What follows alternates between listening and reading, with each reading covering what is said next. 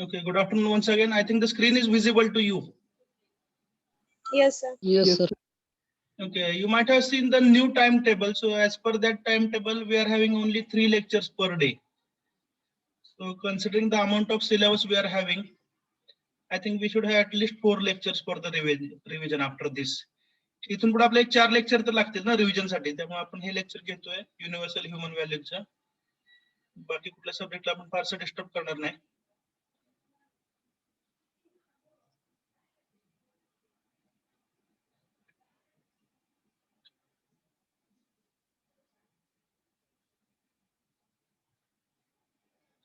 I think recording is on. Okay, we can continue. So this particular problem we have understood in the earlier lecture. Moment. So if you want to find out the moment of inclined force, resolve that force along x and y axis. Shall we note this single point? मगाशी जे काय note केलं त्यामध्ये add करा. If we want to find out, आवाज येतोय? Yes, sir. Okay, write down. If we want to find out,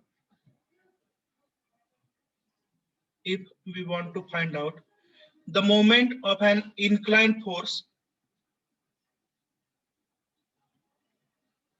if we want to find out the moment of an inclined force about a given point,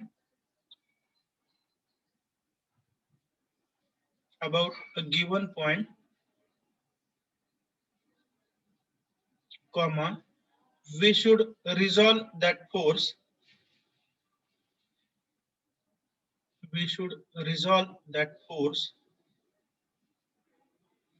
Along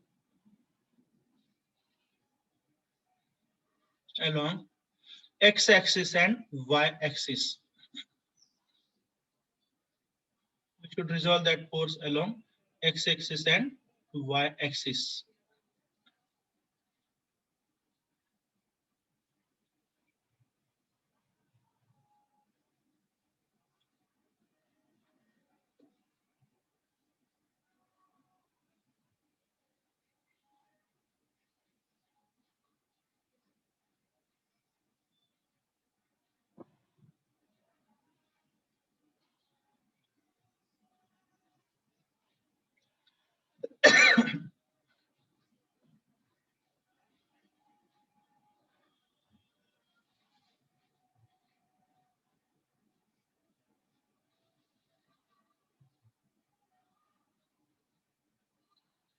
याचे फक्त calculation करायचे का? Just to verify that we have understood the things correctly. तुम्ही सांगा summation एमचा formula मी लिहितो आणि calculation फक्त तुम्ही कराल, चालेल का?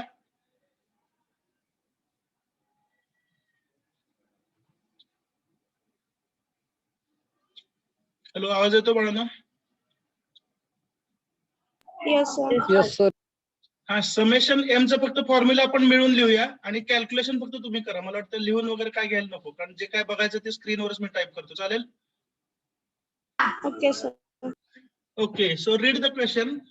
We have to find out the moment of all the forces about point A. So, summation of moment about A is equal to. याच्यामध्ये बघा आता A भोवती मोमेंट आपल्याला काढायचंय. Yes or no? So what we have to do? Yes. First we'll decide moment of which forces will be 0. That is the first thing 50 we need to decide. 100 kilonewton. Correct. So moment of 55 kilonewton force will be 0 because it is passing through point A. Also, the moment of 100 kilonewton force will be 0. तर या दोन फोर्सेसचा moment हे 0 असेल. ठीक आहे. मग 70 kilonewton force, it is a vertical force. मग vertical फोर्सला resolve करायची गरज नाही, बरोबर आहे? मग रिझॉल्व्ह कोणाला करायला लागेल? 60 kilonewton forceला. So its vertical component and horizontal component, we can find its magnitude.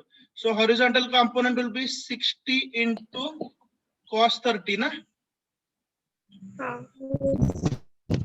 and the vertical component will be 60 into Sin 30. sine 30. Okay. Now have a look at all the distances. सर्व distances एकदा study करा, मग आपण मोमेंटचा formula लिहूया आणि 2 मिनिटात तुम्ही कॅल्क्युलेशन करू शकताय. डिस्टन्सेस नोट करा एकदा. मी आता हे टेक्स्ट बॉक्स वगैरे टाकतोय, त्यामुळे डिस्टन्सेस तुम्हीच सांगायचे आहेत. ओके.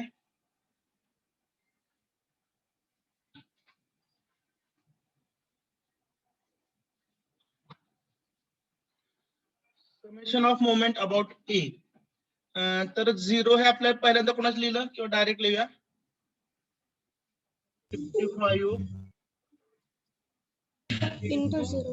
0 असंच लिहितो ना आपण कोणत्या Yes. फोर्सचा मोमेंट 0 करण्यासाठी, बरोबर आहे का? Yes, sir. प्लस 100चं पण घेऊन टाकू लगेच. 100 into 0. या 2 फोर्सेसचा मोमेंट 0 आहे. Now will take the moments of remaining 3 forces, म्हणजे 70 किलोन्यूटनचा एक फोर्स आणि 60 चे 2 कॉम्पोनंट्स यांचा आपण मोमेंट घेऊया. So 70 kilonewton force. Okay, its moment about A will be positive or negative? Negative. It has to be negative. So give negative sign. Minus magnitude of the force is 70 multiplied by distance is 2.5. Correct? Yes. Yes. Yes, So sir. this is the Yes, moment of 70 kilonewton force. Now we take the moment of 60 cos 30. 60 cos 30 हा जो horizontal component आहे त्याचा moment आपण घेतोय. Its moment about A will be positive और negative? Positive. It has to be positive. Very good, very good. Consider sign convention of moment only. फोर्सचं sign convention विसरून जाऊ आता, बरोबर आहे? 60 cos 30 Into 5.5. Into distance we have to find out. Two, sir. Its distance. Okay, correct. So here I think जे आपण जे revision घेतो तो आपला योग्य निर्णय आहे. कधी कधी काही गोष्टी विसरू शकतात. ठीक आहे. तर हा जो फोर्स आहे 60 cos 30 हा आपण ट्रान्समिट केला इथं असं समजा, बरोबर आहे? म्हणजे आपल्याला ए पासूनच हे परपेंडिक्युलर डिस्टन्स पाहिजे. Is that clear? Yes, sir. Yes, sir. Yes, sir. And this distance has to be, 2 meter. is it clear? साधी गोष्ट बघा, Yes. फोर्स जर हॉरिझॉन्टल असेल तर डिस्टन्स व्हर्टिकल असेल आणि फोर्स जर व्हर्टिकल असेल तर distance horizontal. Is that correct? Yes. Yes. तर याच्यामध्ये कन्फ्युज व्हायचं नाही. Shall we continue? So 60 cos 30 into 2. Is it correct? Yes, sir. Then last force remaining is 60 sin 30. If you rotate that about point A, the moment will be anti-clockwise. Correct? We will give negative sign. So we'll write first magnitude of the force. It is 60 into sin of 30. बरोबर आहे? 9:30. Into distance of that force. आता बघा 5.5. Force vertical आहे म्हणजे distance horizontal. लक्षात राहील ना? Yes. 5.5. 5.5. 5.5. 5. This is summation of moment about point A. You can go for the calculations and you'll get the final answer. So summation of moments about A is equal to, आता सर्वांचं उत्तर एकच झालं पाहिजे.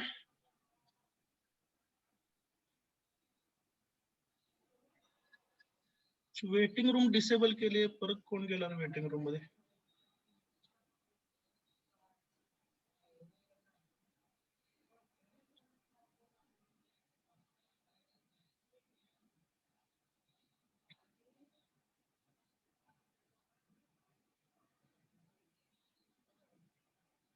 लक्षात घ्या आपण मेथड रिवाइज करतोय, त्यामुळे डिस्टन्सेस फोर्सेस कसे असतात चालतील. प्रॉब्लेम जुने असू द्या नवे असू द्या काय फरक पडत नाही, बरोबर ना?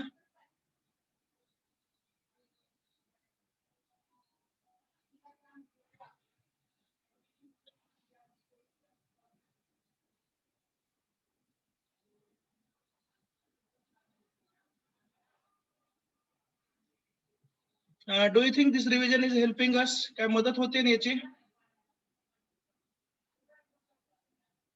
Yes. Yes, sir.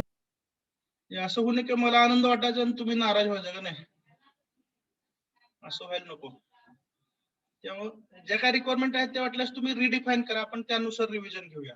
Okay, but everything should be for your benefit.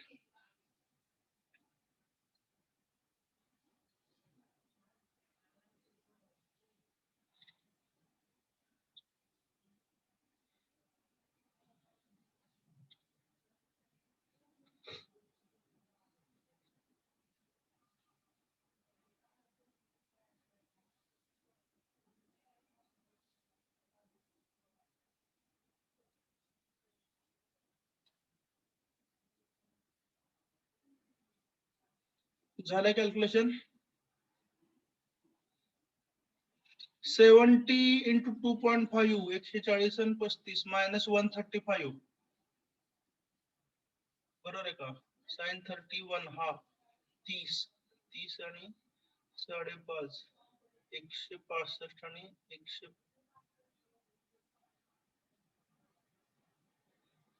किती 165 आणि 175 340 minus 23 to 236.076. Minus 236.076. minus 236.07695. 0.77. 076. 76. ठीक आहे 07 kilo Newton meter, because we are calculating moment, force into distance.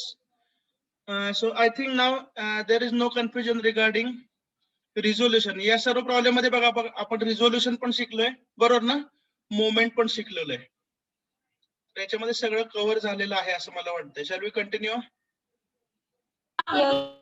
Yes, sir.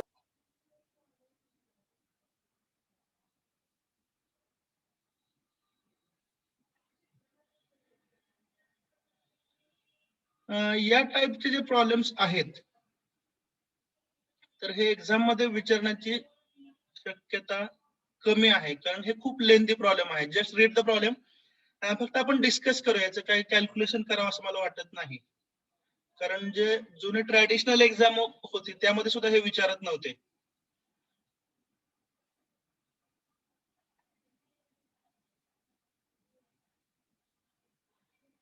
If you can remember, tell me what is the method to solve this problem. फक्त method discuss करूया आपण, बाकी काय नको.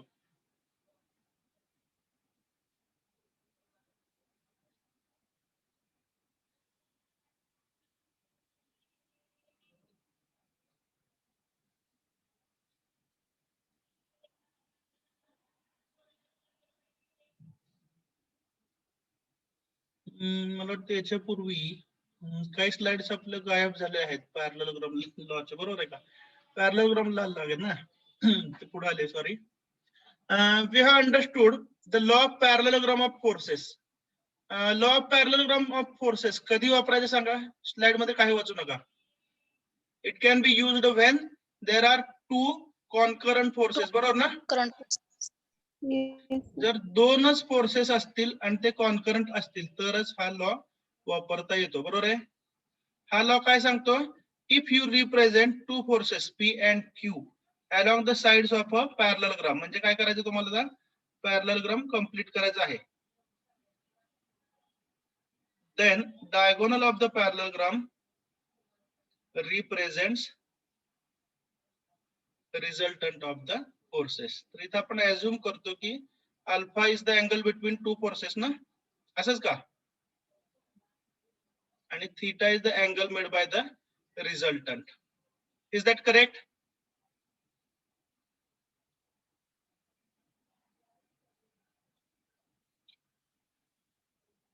Hello, बोला ना बाळांनो. Theta Yes, is the sir. angle made by the resultant आणि alpha is the angle between two forces, बरोबर आहे का? आणि या स्लाइड मला सापडलेच नाहीत. ऍक्च्युली सकाळपासून काय झालं, मायक्रोसॉफ्ट ऑफिस जे असतं ज्याच्यामध्ये आपण Word, Excel, PowerPoint open करतो, तर ते काय झालंय, ते करप्ट झालंय माझ्या लॅपटॉपवरती. त्यामुळे जे ओरिजिनल आपल्या पीपीटी आहेत सगळ्या पॉवर पॉईंट मधल्या ते सकाळपासून ओपन होत नाही. तर मग मी शेवटी एक ट्रिक केली, त्या फाईल जे होते ते पीडीएफ मध्ये कन्वर्ट केलं आणि सध्या मी तुम्हाला पीडीएफ दाखवतो. लक्षात आलं का? त्यामुळे काही काही स्लाइड्स मिस झालेले आहेत म्हणून मी तुम्हाला विचारतोय. Theta is the angle between two forces ना, sorry, alpha is the Yes. angle between two Yes. forces and theta is the angle of the resultant, if I remember correctly. बरोबर आहे? Then formula for resultant काय होता? R is equal to Under root p square plus q square. square root square root मी थोडस symbolic square root of p square P square plus q square. q square plus 2pq. pq cos T. theta Cos ना, theta. cos Yes, sir. theta म्हणजे याचा अर्थ आपण theta angle between two forces घेतला होता, बरोबर ना? गडबड Yes, झाली. sir. ठीक आहे, नो प्रॉब्लेम. इरेज करूया काय.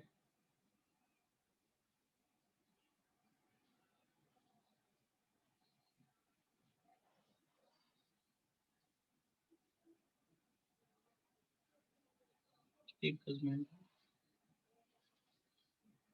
तर थीटा हा अँगल बिटवीन टू फोर्सेस होता आणि alpha is the angle of resultant, बरोबर आहे का? Twice P Q cos theta वरून आपल्याला ते आठवलं. Okay, shall we continue. नंतर दुसरा फॉर्म्युला कसाच होता? अल्फाचा, बरोबर आहे का? tan alpha is equal to, Yes, sir. हा आयदर तुम्ही आठवा किंवा मला नोटबुक मध्ये बघून सांगा. तर तो मला वाटतं पी साइन थीटा असंच होतं काहीतरी. Q sin theta. P plus Q cos divided theta. By P plus P plus q. Q cos Q theta. Cos theta. Theta. P sine नुसतं थीटा होतं का ट्वाइस पी साइन थीटा काय होतं बरं?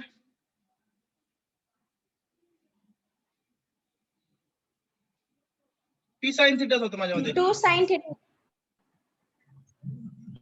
P plus P sine theta numerator बरोबर आहे का? Q sin theta. Q sin theta. Q Sir. Sine theta. Okay, मला क्यू ऐकू येत होतं. Q sine theta divided by P plus Q cos theta. Is it correct now? Q cos theta.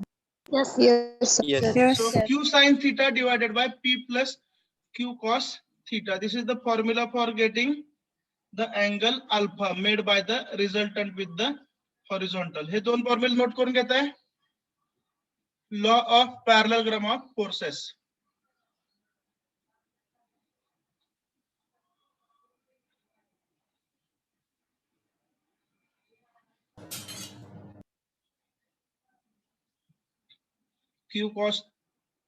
q sin theta divided by p plus q cos theta.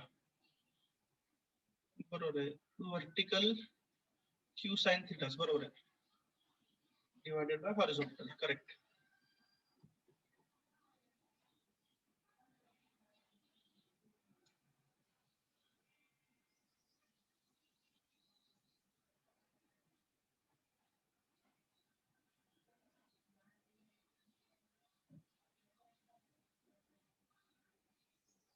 So r is under root p square plus q square plus twice pq cos theta, and tan alpha is equal to q sin theta divided by p plus q cos theta, where theta is the angle between two forces and alpha is the angle made by the resultant with the horizontal.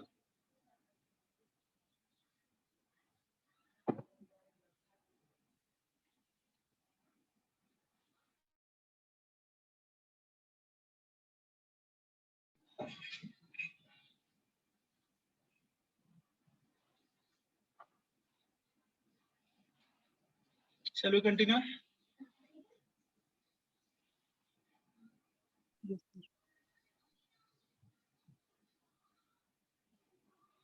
तर याच्यावरती based हा problem होता earlier, बरोबर आहे का? याच्यामध्ये काय सांगितलं बघा, आपण फक्त डिस्कस करूया, हा सोडवायचा नाही. हा परीक्षेत याची पॉसिबिलिटी खूप कमी आहे कारण हा थोडा कॉम्प्लिकेटेड प्रॉब्लेम आहे. ठीक आहे. Find the resultant of two forces P and 15 Newton. तर गिवन फोर्सेस कुठले आहेत? One of them is 15 Newton and again the given force is P. आणि त्यांचा रिझल्टंट कोण दिला आपल्याला? 20 न्यूटन. बरोबर आहे का? Yes or no? Yes. Find the magnitude and direction of P. तर P चं मॅग्निट्यूड आपल्याला मिळवायचं आहे. बरोबर आहे का? आणि डायरेक्शन मिळवायचे. डायरेक्शन म्हणजे काय? Angle theta. Okay, so I think in this case we had to solve two simultaneous equation. असं काहीतरी होतं काय? Yes, sir. तर 15 न्यूटन जो आहे त्याला आपण क्यू म्हणूया. चालतंय का? आणि P हा अपर फोर्स आहे. तर पहिल्यांदा पॅरललोग्राम ऑफ लॉ ऑफ फोर्सेस वापरायला लागेल. बरोबर आहे का? तर याच्यामध्ये काय होईल? R is equal to, discuss करायचं ना? प्रॉब्लेम लक्षात आला? Square root of Yes, sir. P square plus Q square plus twice PQ into cos theta. हे सगळं तर तुम्ही आठवायला लागलं. मी तुम्हाला सांगितलं, तुम्ही पण आठवायचं तुमची जबाबदारी आहे. तर R आपल्याला माहिती आहे किती हो? 20 ना? Yes, sir. किंवा दोन्ही साईडचा स्क्वेअर करून घेऊ बेटर वे. R स्क्वेअर किती होईल? 400 is equal to P square calculate करायचा आहे. P square is unknown. बरोबर ना? प्लस Q स्क्वेअर किती होईल? 225, 15चा square plus twice PQ into काय हो? Cos theta. थीटा पण अननोन आहे ना? Yes. याला इक्वेशन 1 म्हटलं होतं. बरोबर ना? Yes. So this is the equation which contains twice PQ. Q च्या ठिकाणी 15 ठेवायचं का? 30P होईल. बरोबर ना? Q च्या ठिकाणी 15 ठेवायचं ना? Sir, हा. yes. नाही 30P होईल. बरोबर आहे का? याच्यातून काय झालं? क्वाड्रॅटिक इक्वेशन तयार होतं काय?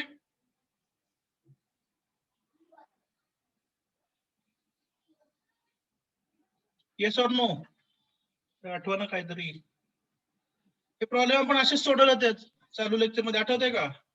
कुठल्याही Yes, पीपीटी sir. लिहून आणले नव्हते. बरोबर आहे? म्हणजे काय होईल बघा? P square. बरोबर आहे का? आणि plus 30P cos theta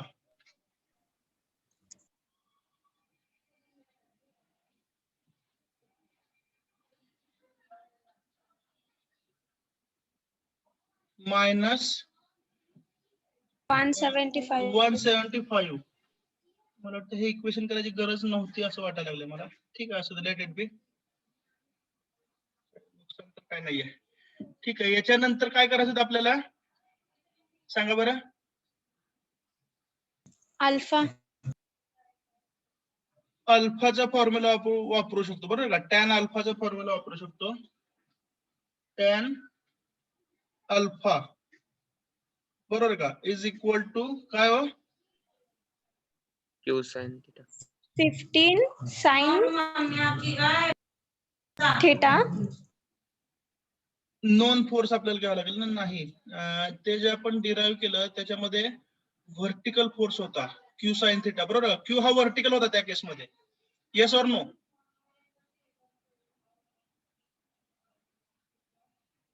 Yes, sir. हा, त्यामुळे इथं व्हर्टिकल फोर्स जो आहे तो अननोन आहे. बरोबर ना? P इंटू लक्षात येते काय सांगतोय? Sine theta. बाय फॉर्म्युला जाऊ नका तुम्ही. जे डेरिव्हेशन होतं त्याच्यामध्ये Q हा व्हर्टिकल फोर्स होता किंवा अप्पर साइडचा फोर्स. लक्षात येते का? Divided by Yes. इथं P किती आहे? 15. बरोबर ना? Plus Q cos theta. आता क्यूच्या ठिकाणी पी आलाय. P sign. समजतंय P ना? cos theta. कॉस आहे P का? cos okay. theta. Okay. Okay, okay.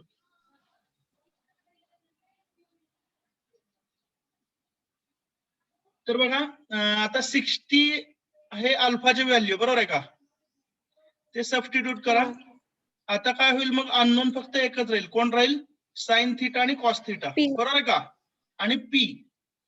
तर हे इक्वेशन आणि वरचं इक्वेशन, हे दोन इक्वेशन सॉल्व्ह करायची.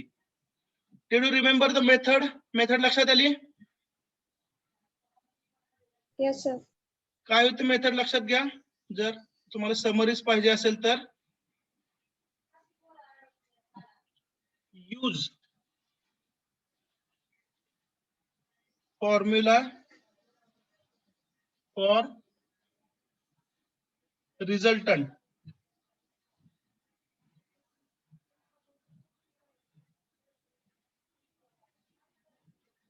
and get an equation with two unknowns. बरोबर आहे ना?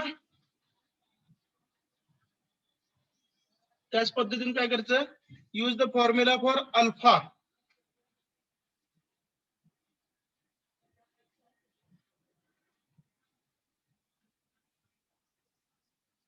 and get another equation with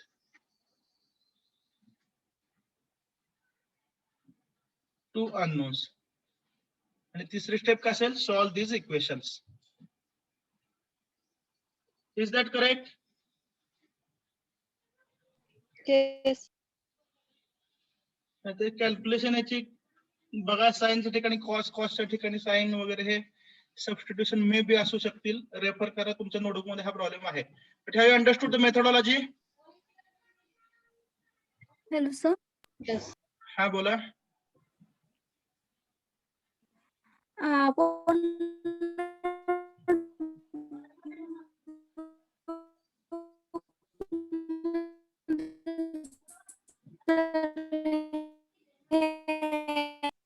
R is equal to F square आवाज म्हणजे ब्रेक व्हायला लागला. पॅरलल नाही केली.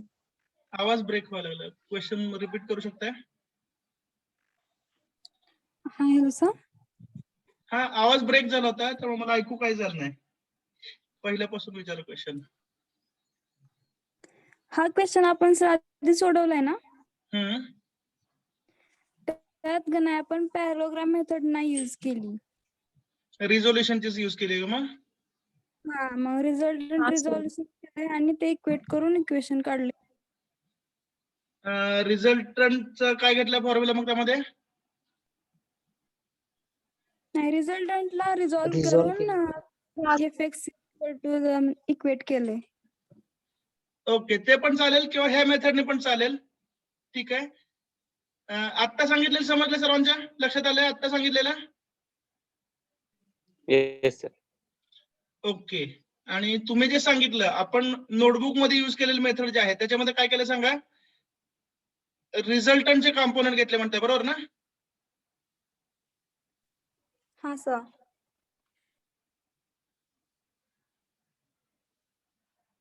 20 इंटू काय हो? कॉस 60 का? हा Cos सर. 6. आणि हा काय झाला? 20 into Sin 60. Sign 60.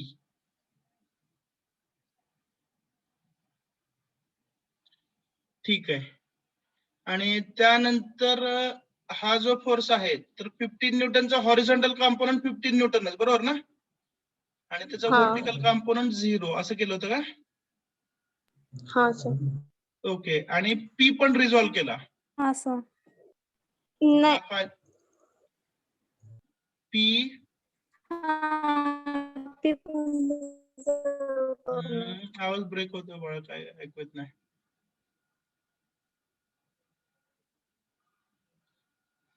P sine theta हा घेतलाय का?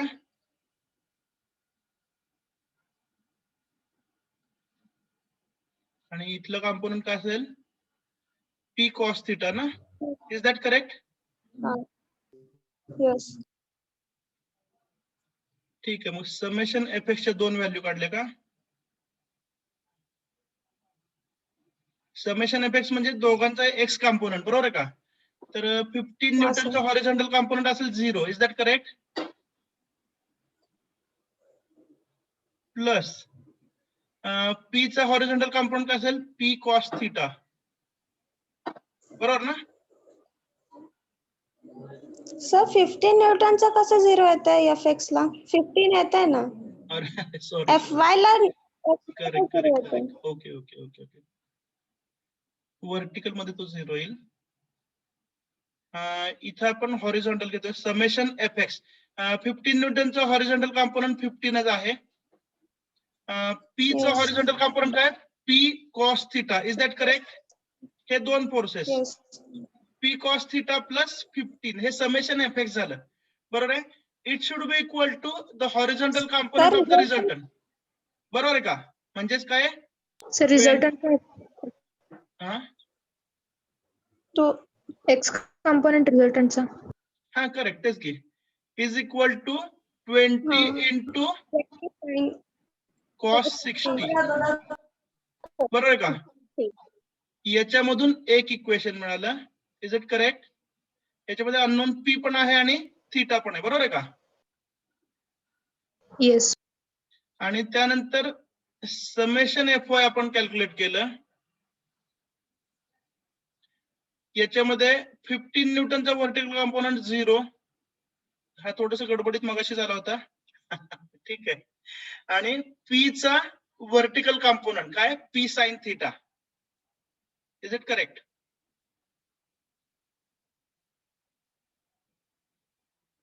P sin theta. So these are the vertical components of both the forces, which should be equal to the vertical component of the resultant. Resultant चा vertical component किती असेल 20 sin 60.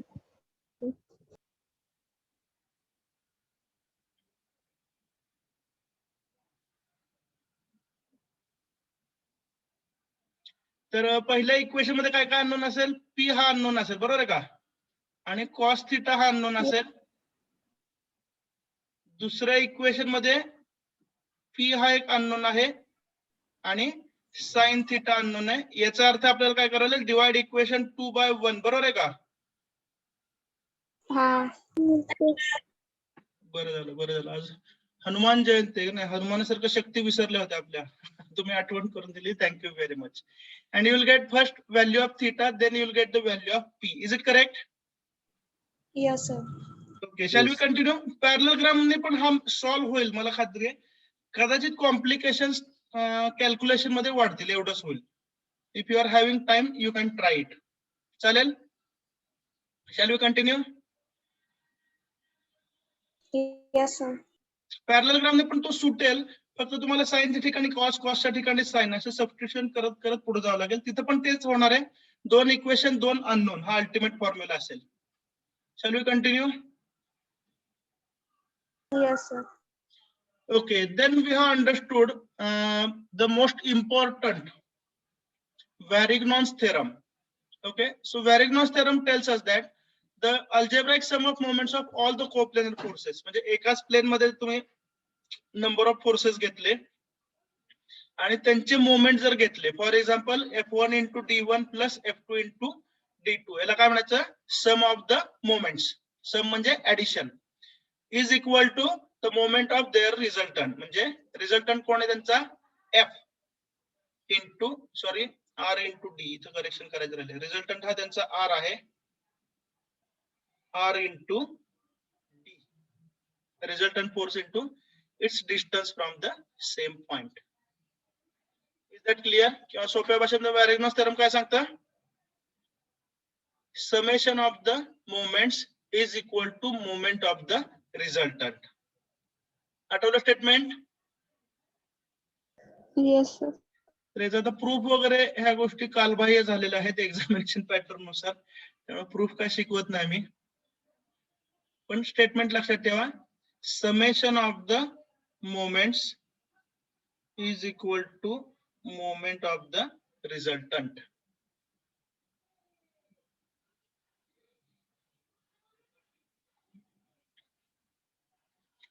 Then when to use Varignos theorem, मला वाटतं हा point note करावा लागेल. Varignos theorem कशासाठी वापरतात तो आठवतंय कोणाला? It is used for finding title मध्ये लिहिलंय बघा, पोझिशन ऑफ द रिझल्टंट. तर पोझिशन मध्ये काय काय येतं सांगा. एक मिनिट, एक वाक्य लिहा. Varignos theorem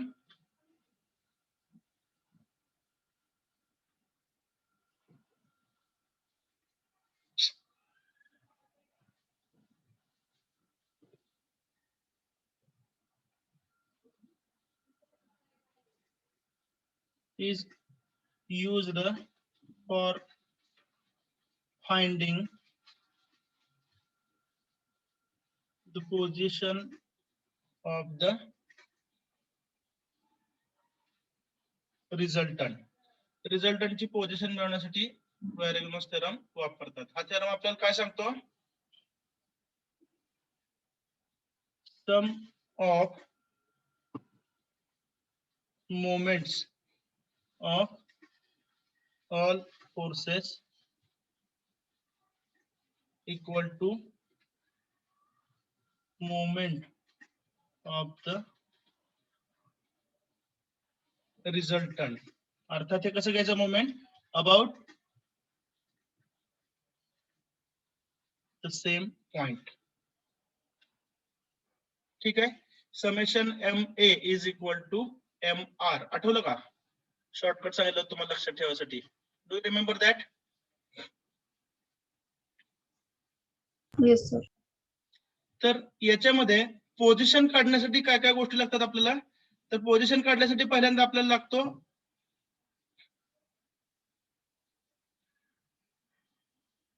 हा रिझल्टंट आहे समजा इन्क्लाइन. तर पोझिशन काढण्यासाठी तुम्हाला पाहिजे अँगल थीटा, बरोबर आहे का? आणि नंतर काय पाहिजे तुम्हाला? X intercept. एक्स इंटरसेप्ट म्हणजे काय? Distance along from the origin along x axis, and you also need y intercept. Y intercept म्हणजे distance from origin along y axis.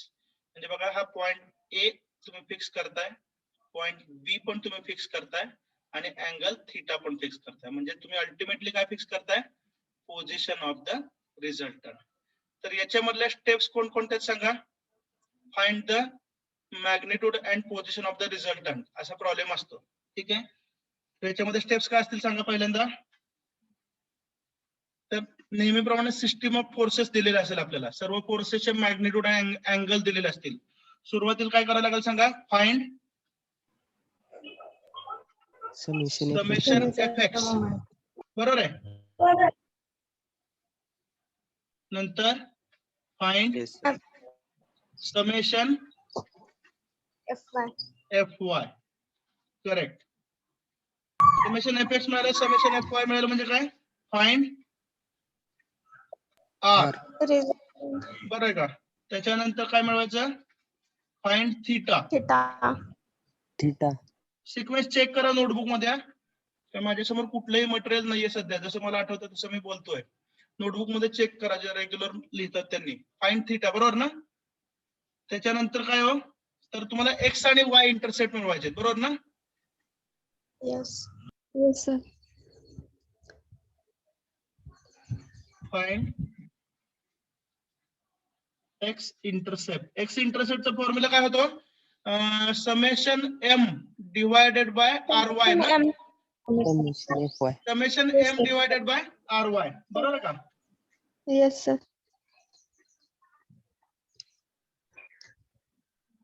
आठवतं. वय झालं पण बऱ्याच गोष्टी आठवतात मला.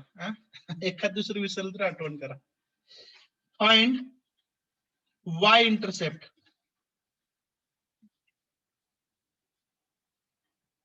त्याचा फॉर्म्युला काय असेल? Summation M divided by RX. आणि काय राहिलं? D पण काढतो का आपण? Summation M by R. Perpendicular distance Yes, sir. हा ते राहिलं. D is equal to summation R.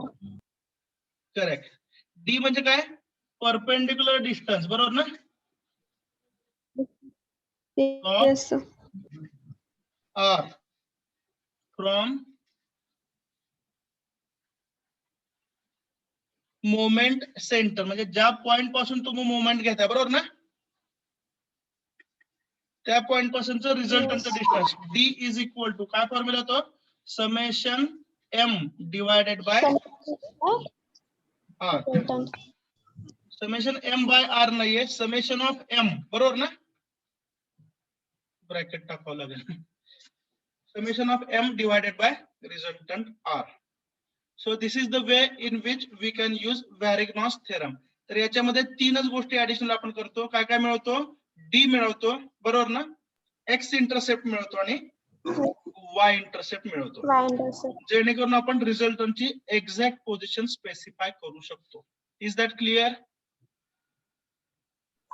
Yes, sir. आणि शेवटी त्याचं ग्राफिकल रिप्रेझेंटेशन कसं करायचं वगैरे ह्या गोष्टी सुद्धा आता कालबाह्य झालेल्या आहेत, कारण आपण एक्झाम कशी देणार आहे? ऑनलाईन. पण ते तुम्हाला आठवेल, नोटबुक पहा. प्रत्येक गोष्ट आता इथं, कारण कम्प्लीट प्रॉब्लेम घेणं आता शक्य नाही, बरोबर आहे का? बघा 2 तास संपत आले तर आज आपण पहिल्या चॅप्टर मध्ये आहोत. Next, then graphical method can also be used for finding the resultant. Okay, graphical method मध्ये आपण काय करतो? तर we actually represent the forces graphically on paper. म्हणजे जे फोर्सेस आहेत त्यांचा आपण एक स्केच ड्रॉ करतो टू द स्केल, ठीक आहे? आणि जो रिझल्टंट मिळतो त्याची लेंथ वगैरे मेजर करून आपल्याला रिझल्टंटचं मॅग्नेट्यूड किंवा अँगल मिळवता येतो. तर जर गिव्हन फोर्सेसचा नंबर 2 असेल तर आपण यूज करतो triangle law of forces. and if the given number of forces is more than 2 we can use polygon law of forces. तर त्यासाठी बोस नोटेशन हा एक कन्सेप्ट वापरला म्हणण्यापेक्षा सांगितलं जातो, जो ऍक्च्युअली कुठेच वापरायची गरज पडत नाही. बोस नोटेशन काय सांगतं? If the force F is moving from A to B and if the magnitude is 100 Newton, तर तुम्ही काय करा? एक सुटेबल स्केल सिलेक्ट करा. 1 centimetre is equal to 20 newton, म्हणजे 100 न्यूटन साठी लेंथ होईल 5 सेंटीमीटर. जो फोर्स F आहे तो रिप्रेझेंट करा in the form of arrow, ठीक आहे? आणि तो फोर्स ज्या 2 पॉइंट मध्ये ऍक्ट होतो, B टू A, हे दोन्ही पॉइंट्स कॅपिटल लेटर मध्ये लिहा आणि त्यांना एनसर्कल करा. This is the method for using Bow's notation. Then we can consider the triangle law of forces. It can be used for any vector, but in this case specifically we'll be using for the forces. तर हा law असं सांगतो की हे समजा 2 given forces आहेत, कोणकोणते? P आणि Q. यांना ग्राफिकली रिप्रेझेंट करा युजिंग सम सुटेबल स्केल. तर P हा कसा आहे? हॉरिझॉन्टल वेक्टर आहे, तर त्याला टू द स्केल असा पहिल्यांदा रिप्रेझेंट करा. नंतर Q चा जेवढा अँगल आहे थीटा, तेवढाच अँगल असणारी ही सेकंड लाईन काढा आणि पुन्हा एकदा to the scale vector Q ची लेंथ घ्या. तर इथं रिप्रेझेंट केला वेक्टर P आणि इथं रिप्रेझेंट केला वेक्टर Q, ठीक आहे? तर आता O टू A ही जी क्लोजिंग साइड आहे या ट्रायंगलची, ही कोण असेल? रिझल्टंट असेल. तर R ची लेंथ मेजर करा, त्याला स्केलने मल्टिप्लाय करा, तुम्हाला R चं मॅग्नेट्यूड मिळेल आणि हा अँगल अल्फा मेजर करा. It will give you the direction of R. Do you remember this thing? Shall we continue? Yes, sir. खूप पूर्वी झालेले, हे काही जास्त सांगायची गरज नाही. Law of parallelogram of forces we have understood before some time. दोन्ही मेथडची कंपॅरिझन जर केली तर तुमच्या लक्षात येते की we get the same answer whether you use triangle method or polygon method. Okay, but sorry, triangle method or parallelogram method. पण जर number of forces if they are more than 2 we have to use polygon law of forces. तर याच्यामध्ये सुद्धा तुम्हाला काय करायचं? Number of vectors ABCD आहेत, ठीक आहे?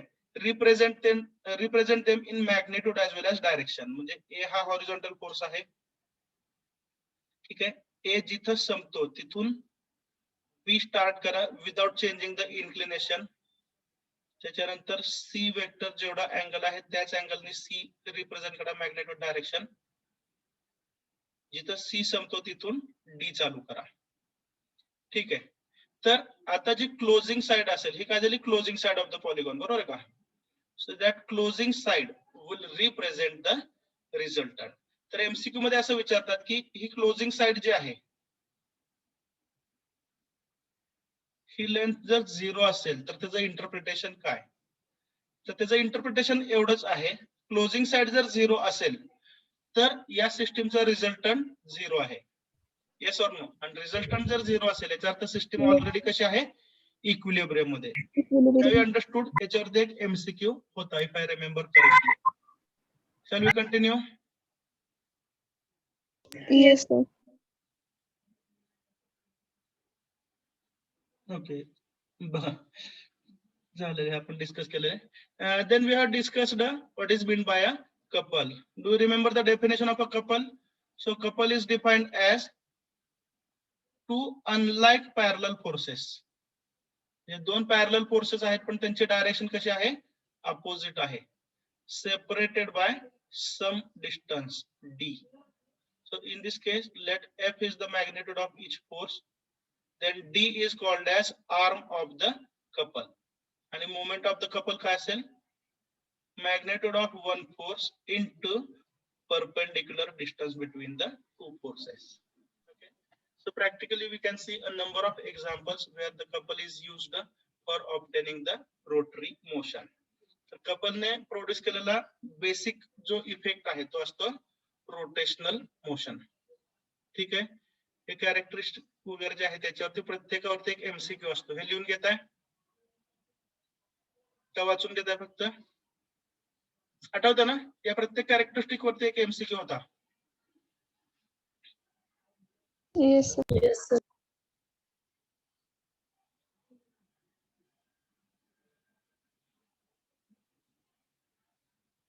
तर कपलच्या फोर्सेस जर अल्जेब्राइक सम घेतली तर ती 0 असणार आहे. कारण एक फोर्स समजा अपवर्ड असेल, बरोबर आहे का? तर दुसरा फोर्स कसा आहे डाऊनवर्ड. त्यामुळे अल्जेब्राइक सम जर घेतली इक्वल अँड अपोजिट हे फोर्सेस आहेत त्यामुळे अल्जेब्राइक सम 0 असेल, बरोबर आहे? त्याच्यानंतर मुवमेंट मात्र कधीही 0 नसतं, बरोबर आहे का? म्हणजे कपलचा रिझल्टंट 0 असतो दोन फोर्सेस इक्वल अपोजिट असल्यामुळे, पण मुवमेंट कधीही 0 नसतं. तर ते काय असतं magnitude of one force multiplied by the perpendicular distance B by 2. ठीक आहे. कपल हे सिंगल फोर्सने बॅलन्स होऊ शकत नाही, पण अपोजिट सेन्सच्या कपलने ते बॅलन्स होऊ शकतं. म्हणजे क्लॉकवाईज कपलला जर बॅलन्स करायचं असेल तर अँटी क्लॉकवाईज कपल आपल्याला लागेल. ठीक आहे. तर नंबर ऑफ कोप्लेनर कपल्स जर असतील तर त्या सर्वांचा इफेक्ट प्रोड्यूस करणारे एक सिंगल कपल आपण फाइंड आउट करू शकतो. Shall we continue? Shall we continue? Yes, sir. Okay.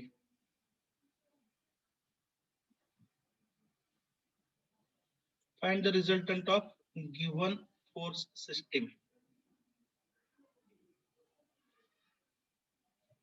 सांगा स्टेप्स काय असतील? Resolve the inclined forces along x-axis and y-axis. ठीक आहे. हा कंपोनेंट किती झाला 500 इंटू, एक मिनिट आधी रिझॉल्व करून घेतो मला वाटतंय, मग व्हॅल्यूज लिहू आपण. नंतर हा दुसरा रिझॉल्व केला, बरोबर आहे का? तिसरा रिझोल्युशन थर्ड क्वार्टर मध्ये असं असेल. आणि चौथा फोर्स जो आहे 550 it is along X axis itself. ठीक आहे. Then tell me the magnitude of this force. सांगा जिथं कर्सर क्लिक झाला त्या फोर्सचं मॅग्नेट्यूड सांगा. 500 इंटू 40 cos 40. Cos 40. 40 करेक्ट. त्याच्यानंतर जिथं कर्सर असेल त्या फोर्सचं मॅग्नेट्यूड सांगायचं मला. सांगा 500 into sine 40. Sine 40. Next, इथला वर्टिकल कंपोनंट सांगा. 400 into 400 into sine sine किती येते? 35 अँगल कोणाशी आहे? हॉरिझॉन्टलची आहे ना. 400 400 into sin 35 की गिवन अँगल 35 आहे. बरोबर आहे. yes. त्याच्यानंतर इथं काय असेल? 400 into cos 35.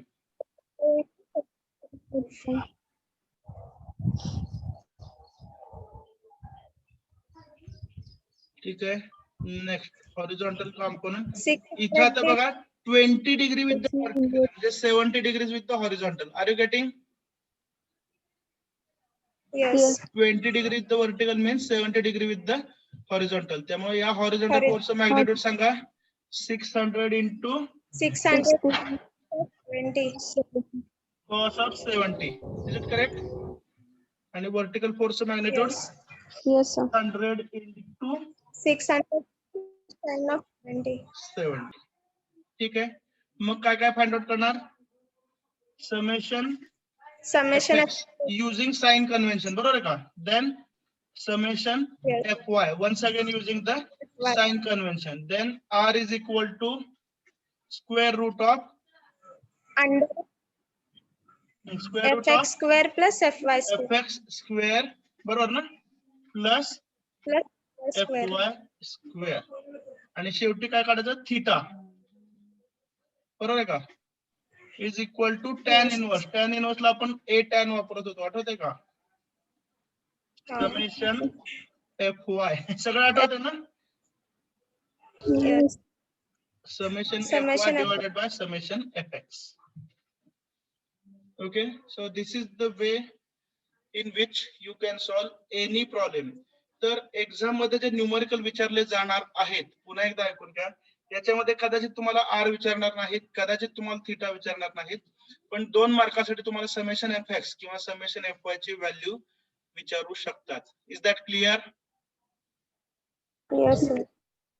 ओके. आणि तुमचं जर लक चांगलं असेल तर जसं आपल्या ISC ला झालं होतं तसं 5च्या 5 क्वेश्चनचा बोनस पण मिळू शकतो. Do you remember that? ठीक आहे. So I think nothing is remaining now in this chapter. बघूया आपण तरी पण पुढे काय आहे का. हा एक प्रॉब्लेम राहिला. याच्यामध्ये काय सांगितलंय? ठीक आहे, एवढा एकच राहिला. हा डिस्कस करूया मला वाटतं. Find the unknown force P such that resultant of the force system is vertical. ठीक आहे. तर याच्यामध्ये एकच कंडिशन महत्वाची आहे. कोण सांगेल बरं?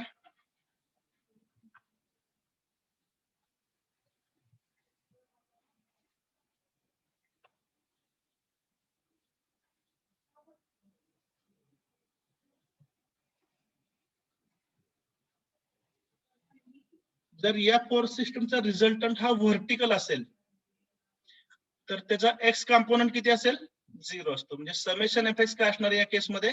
0. Is that clear? तर समेशन fx इक्वल टू 0 हा क्रायटेरिया वापरा, तुम्हाला तो फोर्स मिळेल.